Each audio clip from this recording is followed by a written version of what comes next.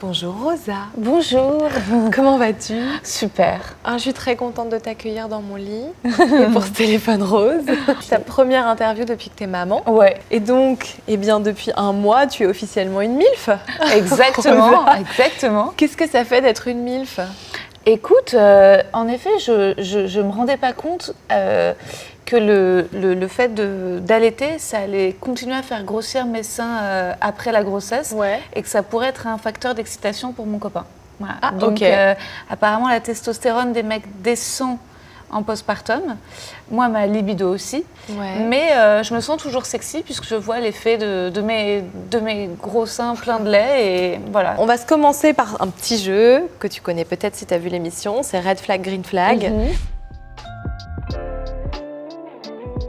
J'adore. Parfait. C'est hyper important, et même dans la vie, et pas que en amour, en date, hein, c'est aussi en amitié ou les gens, ou de manière générale. Premier Red Flag, Green Flag. Tous ces humoristes préférés sont des hommes. Red flag à mort. Pour quelle raison? Ah oui. Il faut trouver un mec qui rit aux blagues de meufs. Enfin, qui rit, qui aime les humoristes femmes.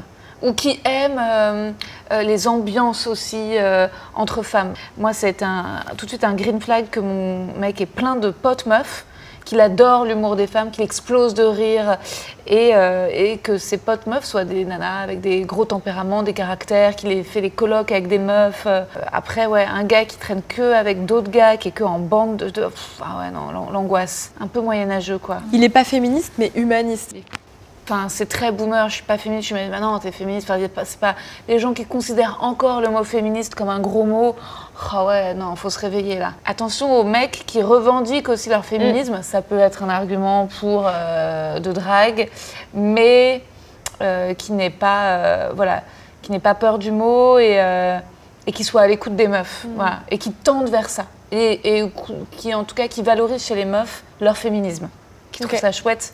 Les meufs féministes. Ouais. Il y a un truc très sexy que mon mec a fait récemment, c'est qu'on avait mis de la musique, on faisait écouter Aznavour à notre bébé, et on adore Aznavour, mais à un moment il y a la chanson Tu te laisses aller qui est passée. Ah, je la connais pas. Tu sais, c'est un homme qui dit à une femme, là faut te reprendre, faut que tu perdes du poids, etc. Elle est un peu dure, elle est un peu violente cette chanson.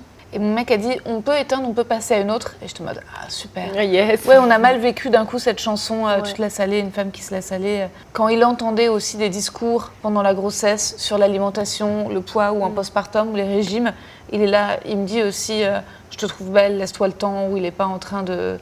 Parlons-en de ça d'ailleurs, parce que j'ai l'impression que pendant la grossesse d'une femme, il y a énormément d'injonctions, il ne faut pas trop grossir, il faut faire gaffe au sucre, il faut... Comment tu as vécu tout ça, toi? J'ai pris beaucoup de poids au tout début, parce que j'avais envie que le ventre se voie. Donc d'un coup, j'ai mangé un peu beaucoup, je voulais qu'elle existe, quoi.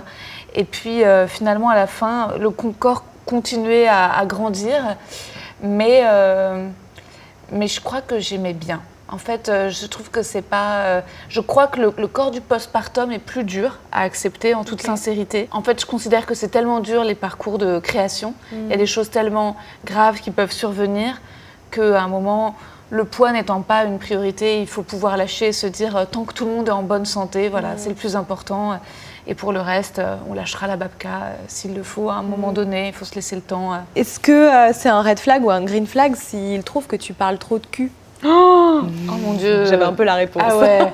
Bon, après, si le mec a sa pudeur et qu'il n'est pas habitué, mais qu'il n'est pas contre, ce qui était un red flag, c'est si le mec m'avait interdit de parler de cul publiquement. Parce que comme c'est mon métier de faire des blagues aussi, dont des blagues de cul, même avec mon copain qui est très ouvert, ça reste une négociation. Récemment, tu vois, on se faisait des blagues dans l'intimité. Il m'a dit que c'était OK pour que je raconte ça. Mais en fait, j'ai un tire-lait pour tirer le lait. Et pour rigoler, je sais pas, il était torse nu et il s'est mis le tire-lait pour voir s'il y avait du lait qui sortait, tu vois. Et moi, j'étais en mode, haha, bouge pas, je te filme, je fais des photos, ça va être marrant. Je vais raconter comment arrêter la charge mentale, il faut que les mecs tirent leur lait. Et il était là, non, Rosa, genre ça, c'est nous qui nous faisons des blagues dans l'intimité. Et moi, j'étais en mode, non, faut faire des photos, des vidéos, faut mettre sur les réseaux parce qu'il faut en faire tous les jours. non Rosa, jamais, ça ne sort pas. Je ne mets pas de vidéo de moi qui essaie de tirer mon lait sur Instagram. Ça, Donc c'était plus moi qui étais folle à ce moment-là. Comme quoi, en fait, le cul ou l'intimité, il y a une limite délicate à trouver pour en parler publiquement à l'intérieur d'un couple, quoi. Tu parles de créer du contenu. Ouais. Il faut créer. Quelle est ta relation à ça? Bah, c'est pas facile. Je pense qu'il y a beaucoup d'humoristes qui traversent ça. C'est qu'aujourd'hui, c'est un peu le nerf de la guerre d'être présent sur Instagram, de partager beaucoup de choses de son intimité. Je pense que le curseur là-dedans, c'est est-ce que ça nous procure du plaisir? Est-ce qu'on trouve ça rigolo? Et après, ce qui n'est pas facile, c'est on partage une vidéo et d'un coup, il y a plein de vues, plein de likes, les gens sont là, ouais, génial, super, trop vrai. Puis d'un coup, on en fait une un peu à côté qui ne marche pas du tout et on se sent comme une merde. Bah, y a un côté très note à l'école. La vidéo, à la fin, ce qu'on retient et ce qu'on regarde, ce qu'on surveille, c'est quand même beaucoup le chiffre, quoi. Ouais. Et c'est aussi ce dont les gens parlent. Donc c'est dur, cette compétition, cette surenchère. Il faut vraiment naviguer là-dedans, quoi. Ouais. Comment exister en soi par notre travail et pas juste par notre nombre de followers. Et nous aussi, comment ne pas juger parce que maintenant, on est là, on regarde un compte, on est là en s'abonnant, on se dit « Ah, bah, il est suivi, donc je m'abonne ». On est devenu quand même très conditionné par ce chiffre qui donne de la valeur à tout. Donc c'est aussi un travail à faire sur soi pour pas sortir de ce nouveau jugement qu'on met. Ouais. Il est fétichiste des pieds. Je dirais ni green ni raide. Fétichiste des pieds, c'est pas un problème. S'il en prend bien soin et qu'il veut les masser, green. Yes, on prend. S'il les prend en photo dans la nuit sans notre consentement, raide. Voilà. S'il nous fait des choses agréables avec, green, quoi. Ça part, ok. Il trouve que tu étais mieux avant ta grossesse. Oh ouais. Comment elle est ta relation à ton corps sexuel aujourd'hui après la grossesse? Bah, il n'y en a pas. Je n'ai pas fait l'amour depuis que j'ai accouché. Ouais. C'est OK pour toi, c'est OK pour lui. C'est important aussi peut-être de parler de ça. Oui, on se fait quand même des câlins et on a quand même toujours envie l'un de l'autre, mais il y a un bébé qui pleure à côté. Moi, j'ai eu un accouchement par césarienne et donc j'ai une cicatrice et c'est encore sensible, ça me fait un peu mal. Donc même l'autre jour, on se faisait il va falloir qu'on adapte aussi nos câlins et nos positions en fonction de cette nouvelle douleur quand même, et puis que je retrouve confiance. Je pense qu'on se trouve toujours beau, c'est juste que c'est vrai que c'est pas un temps qui est vraiment sexué comme ça. Après, on a fait l'amour jusqu'à quasiment la fin de la grossesse. Ça m'a aussi permis de me sentir désirable et de ne pas arrêter. Et j'en avais envie. Par contre, la libido pendant la grossesse est présente. Oui. Tu as donc les hormones et puis tu as des afflux sanguins, donc le clitoris. Et puis à la fin aussi, ce qu'il y a, c'est que tu as la tête du bébé qui appuie sur ta vessie. Et donc la vessie est proche du clitoris. Donc tu as souvent envie de faire l'amour. Mais non, c'est agréable. C'est cette période très sexuée de la grossesse qui est, en tout cas pour moi, mais je crois que c'est pour pas mal de femmes, beaucoup plus que le postpartum. On t'entend pas avec ta mère. Ah ça aurait été un red flag si c'était pas entendu avec ma mère, ça aurait été compliqué, hein. Ça aurait été certainement un motif de rupture. Est-ce que ta mère, dans ton rapport à la sexualité, dans ton éducation sexuelle, est-ce qu'elle a joué un rôle ? Ouais, vachement. Elle est très décomplexée sur le cul. On fait encore plein de blagues. Le fait qu'elle m'ait transmis ça, ça m'a aussi beaucoup aidée, pas que dans les rapports avec les mecs et la sexualité, mais les rapports avec les femmes, à l'amitié, au travail. J'ai toujours eu des amies super belles. Je les ai jamais considérées comme des rivales ou eu peur qu'elles me fassent de l'ombre. Alors, t'es maman depuis peu, mais bon, t'as eu un peu de temps pour te préparer à l'être. T'as une idée de comment, toi, tu vas t'y prendre pour éduquer sexuellement ta fille ? C'est vrai que c'est une découverte de chaque jour parce que pendant que j'étais enceinte, on me disait alors il faut commencer à acheter des petites tenues et j'avais des idées très, je me disais c'est pas parce que c'est une fille, il faut pas de tenue rose, il faut que des tenues non genrées, un peu bleu, un peu vert, un peu garçonne, qu'elle ait de tout. Puis à la fin je me suis complètement lâchée, je prenais des trucs avec de la dentelle et des fleurs, je veux que ce soit princesse ici. Donc j'apprends chaque jour, quoi. Ouais, mais c'est joli aussi parce que du coup ça veut dire que tu vas être souple. Oui, voilà, c'est ça. Oui. Est-ce que c'est pas un peu ça le secret aussi ? Si, je pense que c'est plutôt elle qui me dira comment faire et qui me dira, je crois que maman sur la sexualité t'es à l'ouest, en fait, il faut que ça se passe comme ça.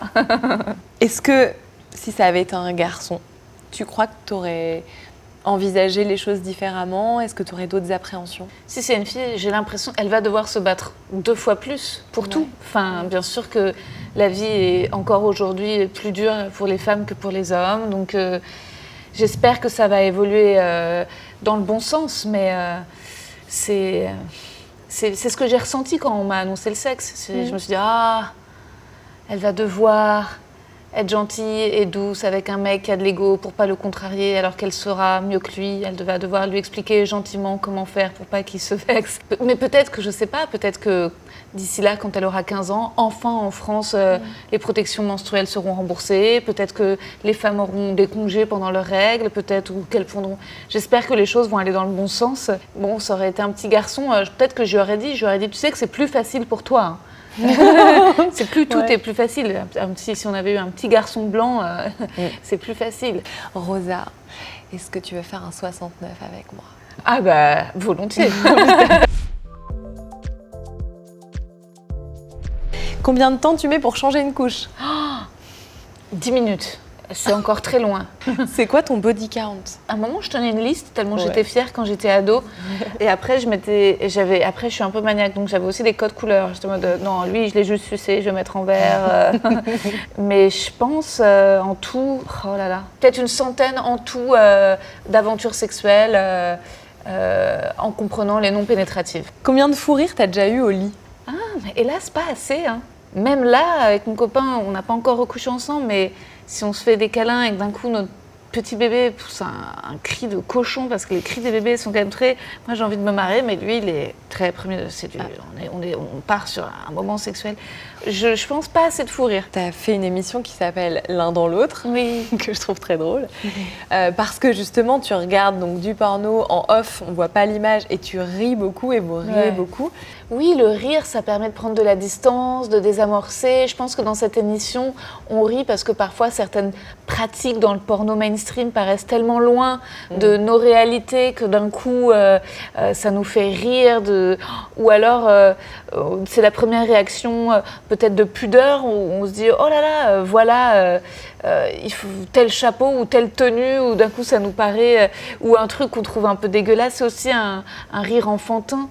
C'est un peu comme les proutes, quoi. Il y a un truc où ça fait partie, en fait, de l'animalité, le sexe, en fait. Et est-ce que c'est aussi de la gêne, parfois, pour toi? Parce que je te vois dans des vidéos où tu te caches avec tes cheveux. Et... Ah oui, moi j'ai un côté bonne sœur. Ah oui, c'est... En fait, je suis assez décomplexée par rapport au sujet du cul, mais je suis pas si informée ou si connaisseuse que ça. J'ai plein de copines qui ont vu 10 000 fois plus de porno que moi. Moi, en fait, j'en regardais pas. J'ai découvert via cette émission.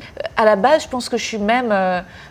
complètement fleur bleue. Dès que je faisais l'amour, si ça se passait à peu près bien, je disais bon bah je t'aime. Donc c'est-à-dire que même si j'ai pu coucher avec plein de mecs, ça s'accompagnait souvent de sentiments, tu vois. Je pense que j'aurais dû parfois profiter d'expériences sensuelles et sexuelles juste pour ce qu'elles étaient et qu'il y avait une petite confusion. Où j'étais en mode, bon, bah, je pense que maintenant que je suis pénétrée, je vais être en couple. Alors que voilà, ça a mis un peu de temps avant de comprendre que pas forcément. Est-ce que tu étais gênée qu'on sache que tu es en train de regarder ça? Est-ce que si tu regardais ces émissions, ce porno, toi, toute seule, tu aurais la même gêne? Non. En fait, peut-être la gêne a commencé à poindre quand j'ai su que mon beau-père, le père de mon copain, allait comprendre qu'on fait ça, qu'on regarde ça. Parce que moi, ça y est, mes parents sont habitués. Ce qui est dans ma vie nouveau, là, depuis 2 ans et demi, 3 ans, que maintenant je suis dans une relation sérieuse, c'est les beaux-parents. Et c'est le regard des beaux-parents, voilà, c'est ça, où d'un coup... voilà, il a fallu dire à mon beau-père, bah oui, en plus il est sur Instagram, il me fait, très drôle, oui, c'est une blague sur la sodomie. Voilà. Et c'est comme ça, c'est mon métier. Voilà. Et je lui dis parfois, tu sais, tu peux laisser tomber Instagram, hein, et t'es pas obligé de venir à mes spectacles. Et après, en fait, quand j'écris des blagues, que ce soit pour la scène ou les réseaux ou ailleurs ou le podcast, c'est toujours, j'essaie de trouver un angle, j'essaie de trouver une pirouette. Parfois, parce que je fais des blagues liées à la sexualité, des gens viennent me voir, et me racontent leur propre intimité, je les connais pas, et d'un coup, moi, je suis très choquée. Il y a des commentaires trash ou des blagues, si elles sont sexuelles, mais grasses ou misogynes, qui peuvent me mettre super mal à l'aise. Ouais, c'est intéressant parce que tu as l'impression que du coup, parler de cul et en faire des blagues, ça décomplexe les gens et ils se disent que toi, on peut tout te dire. Oui, ça c'est déjà arrivé. Oui, c'est déjà arrivé que des gens viennent après mon spectacle me proposer des plans à 3 ou des trucs et que j'étais en mode ah non, mais moi je parle de mes fails du cul et de tous mes interdits et de tout ce qui me fait peur et je suis pas du tout encore dans l'échangisme. Et après, si les gens trouvent ça sexy, une humoriste qui parle de cul, ok, ça me va aussi en fait. Je trouve ça bien que la meuf marrante ce soit la meuf sexy. Je trouve qui n'est pas toujours associée. Non, on n'a pas grandi là-dedans en tout cas. Le nombre de rapports idéal par semaine, c'est quoi? 0. Alors ça, je trouve ça hyper stressant et ah ouais, le nombre de meufs qui sont là. Nous, on le fait 5 fois par semaine, minimum 5 fois toutes les semaines. Oh mon Dieu, mais quelle angoisse! Parfois ça change, parfois une fois, parfois 2 fois, parfois 3 fois. Parce que parfois ça prend du temps de bien faire l'amour, d'avoir envie de faire l'amour. Est-ce que le sexe, c'est le ciment du couple? Tu sais, on l'entend souvent ce truc-là. Ah ouais. C'est important de se plaire. En fait, c'est un peu pour ça qu'on est là aussi. Au final, si on est en couple à un moment, c'est pas pour parler de Schopenhauer, c'est aussi pour de temps en temps avoir quelqu'un en face avec qui baiser. C'est pratique. C'est pratique et c'est aussi l'inconvénient du célibat, c'est qu'il faut toujours trouver une personne qui voudra bien faire l'amour avec nous parce que quand même c'est quand même très bien de faire l'amour. Mais donc oui, est-ce que c'est le ciment? Non, je pense quand même que c'est la communication. Il y a beaucoup de choses où en fait, qu'est-ce que c'est que rester sexy l'un pour l'autre? Et je pense que là-dedans intervient la question de la charge mentale. Et un mec qu'on rencontre au début, on est là, ah mais il est tellement drôle. Et puis il est beau. Moi aujourd'hui, s'il a pensé de lui-même à descendre les poubelles, Là, j'ai envie de baiser. Voilà. S'il me sort une blague, je suis en mode t'es bien malin avec tes blagues, mais j'ai quand même. Sors la poubelle et après on verra si j'ai envie de baiser. Ouais. Voilà. Il y a un truc joli que tu dis d'ailleurs, parce que tu parles de communication et je t'ai entendu dire le pouvoir, je l'ai tiré dans les mots. Ouais. Et je me demandais si tu avais toujours eu les mots dans ta sexualité, si tu as toujours su trouver les mots. Non, c'est sûr, quand on est jeune, je pense certainement à la vingtaine. De fois où j'avais peut-être pas envie de coucher avec un mec et puis bon, mais cela dit, je suis très fière de la moi de 24 ou 25 ans, je sais plus, ou avec un mec où j'étais pas sûre qu'il me plaise. Il était beau, genre officiellement, traditionnellement, c'était un beau mec, mais je crois que j'étais pas assez attirée par lui. On avait fait une soirée ensemble, puis il était monté chez moi, puis on avait commencé à s'embrasser, puis j'étais pas non plus convaincue par ses baisers et je lui ai dit je suis désolée, ça va s'arrêter là, hein, mais j'ai pas envie d'aller plus loin. Et il était super surpris parce que c'est vrai qu'à une époque, avant MeToo, on avait l'impression de bizarrement qu'une fois qu'on avait fait monter le mec, on était engagé, voire forcé de lui donner. Et là, il était là un peu en mode pardon, mais je suis en slip, je bande. Et je te demande ouais, mais je suis désolée, mais en fait, je ne veux pas. ça devrait paraître évident qu'à n'importe quel moment, on a le droit de dire non. Et je pense qu'en fait, la sexualité, c'était une continuité d'être sincère, de ne pas mentir, de rien cacher. En fait. Tu nous en parles de ce spectacle? Ouais. Comment tu le décrirais là? C'est vraiment un spectacle sur je crois, le désir de maternité. Dans la trentaine, ou quand on est encore en train de rencontrer des mecs et qu'on sent parfois un décalage, qu'eux sont un peu plus à l'aise, ou se disent qu'ils ont le temps, ou que c'est pas pour tout de suite l'engagement et que nous, on sent que c'est maintenant. Et ce spectacle, c'est un peu ça, et c'est aussi des choses plus dures qui me sont arrivées et de trouver comment en rire. Voilà, j'ai vécu 2 fausses couches avant la 3e grossesse qui a abouti. Ça a été des événements vraiment durs, traumatisants, dont j'ai eu besoin de parler et de faire ensuite des blagues. Récemment, quelque chose qui m'a fait très plaisir, c'est quelqu'un qui, suite à mon spectacle, m'a fait le témoignage de ça n'allait pas fort. Et quand les gens demandaient pourquoi ça va pas, elle leur disait là, je viens de faire une fausse couche. Comme je viens d'avoir une bronchite ou j'ai une gastro, ou oui, ça va pas en fait. T'as une idée des chiffres? Au départ, j'avais entendu parler d'une femme sur 5 ou une femme sur 6. En fait, c'est beaucoup plus. Passer 35 ans, ce serait une femme sur 3. Donc en fait, c'est énorme. Bien sûr, c'est énorme. Ouais. Et c'est vrai que c'est un sujet très très tabou. Oui, il y a un conflit de génération. Je pense que nos mères ont vraiment appris à souffrir en silence et à relativiser tout. À relativiser, une main au cul, c'est un bon vivant, il avait un petit coup dans le nez. Oh non, c'est chiant, c'est très très relou. Et une fausse couche, Parfois, elles le vivaient toutes seules sans même l'annoncer à leur mari. Et même moi qui ai vécu là une césarienne, en fait, les suites d'une césarienne sont lourdes pour le corps de se remettre de la cicatrice. Mais il y a plein de femmes qui disent « Ah bah non, une césarienne, bah non, le lendemain, ça allait. » Voilà, comme s'il fallait endosser et ne pas se plaindre. Et il y a vraiment tout un sujet autour de la santé des femmes. Et j'espère qu'en faisant des blagues, ça participe à ça. Écoute, j'ai l'impression que c'est un très beau mot de la fin, mais est-ce que tu en as un plus grand encore? Qu'est-ce que tu as envie de nous dire là pour terminer cette interview? J'ai adoré ce moment avec toi. Merci pour ton écoute et tes questions. C'était super. C'était mon première interview après avoir accouché. Je ne pouvais pas imaginer moment plus doux, donc merci beaucoup. Parfait.